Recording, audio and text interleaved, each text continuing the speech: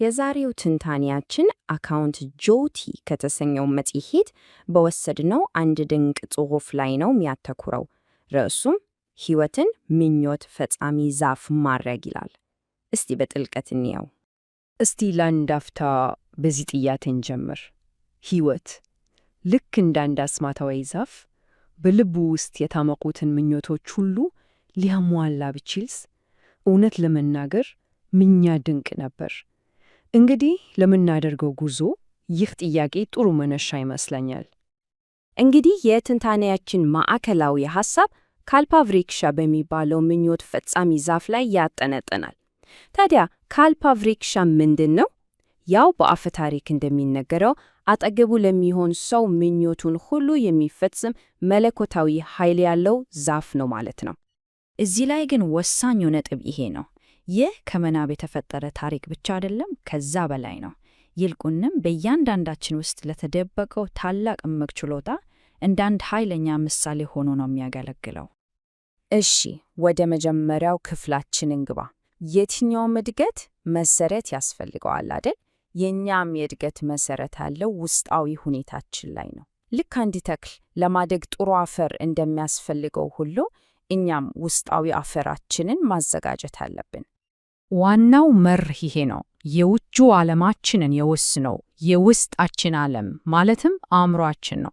በሌላ አነጋገር የሕይወታችን ሁኔታ የአእምሯችን ነጸብራቅ ነው ማለት ነው። አእምሯችን ለም አፈር ሲሆን የሕይወት ተክላችን በውበት ያባን። እስቲ ልዩነቱን እንመልከት።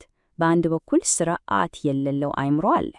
ያው ያለ ዓላማ ይንከራተታል፣ በጥርጣሬ የተሞላ ነው፣ ሁከት ይፈጥራል። በሌላ በኩል ደግሞ የሰለጠነ አእምሮ አለ። ግልጽ ዓላማ አለው፣ በራስ መተማመንና ስምምነት የሰፈነበት ነው። አንዱ የትርምስ ምንጭ ሲሆን፣ ሌላኛው ደግሞ የሰላም ማዕከል ነው። አሁን አንድ ነገር ላይ ግልጽ እንሆን። አእምሮን መቆጣጠርና በስርዓት ማስያዝ ቀላል ላይሆን ይችላል፣ ግን ለግል እድገት እና የተሟላ ሕይወት ለመኖር የግድ አስፈላጊ ነው። ሁሉም ነገር የሚገነባው በዚህ መሰረት ላይ ነውና። እሺ፣ ይህ ሁሉ በንድፈ ሐሳብ ደረጃ ጥሩ ነው። በተግባርስ ምን ይመሰላል? አሁን የላቀና የተስተካከለ ሕይወትን መርሆዎች በተግባር ያሳየ አንድ አርአያ እንመለከታለን። ቡጃግረዴቭን እንውሰድ። እሳቸው የውስጣቸውን ምኞት ፈጻሚ ዛፍ በተሳካ ሁኔታ በማሳደግ የላቀ የሰው ልጅ ሕይወት ምን ሊመስል እንደሚችል በተግባር ያሳዩን ታላቅ ሰው ናቸው። ሕይወታቸው ራሱ ትምህርት ነው። እሺ፣ አፈሩን አዘጋጅተናል።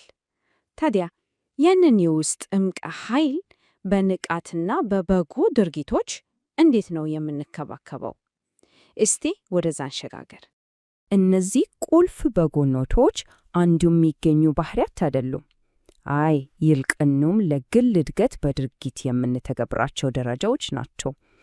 ቅንነት በስራችን፣ ድፍረት በውሳኔያችን፣ ታማኝነት ደግሞ በግንኙነታችን ውስጥ ሲገለጡ ነው የውስጥ ዛፋችንን የምንንከባከበው። የዚህ ሁሉ ጉዞ እውነተኛ ሽልማቱ ምንድን ነው? እዚህ ላይ ልብ ልንል የሚገባው ነገር አለ። ምኞት ፈጻሚው ዛፍ የሚሰጠን ቁሳዊ ነገሮችን ብቻ አይደለም። ከዛ የላቁ እውነተኛና ዘላቂ የሆኑ መንፈሳዊ ሀብቶችን ነው የሚሰጠን። እንደ ዘላቂ ሰላም፣ የማይናወጥ ዓላማ፣ ጥልቅ እርካታና ውስጣዊ ስምምነት ያሉትም ማለት ነው። እሺ፣ ይሄ ሁሉ ታላቅ ፍልስፍናዊ ጉዞ ምናልባት ትልቅ ሊመስል ይችላል።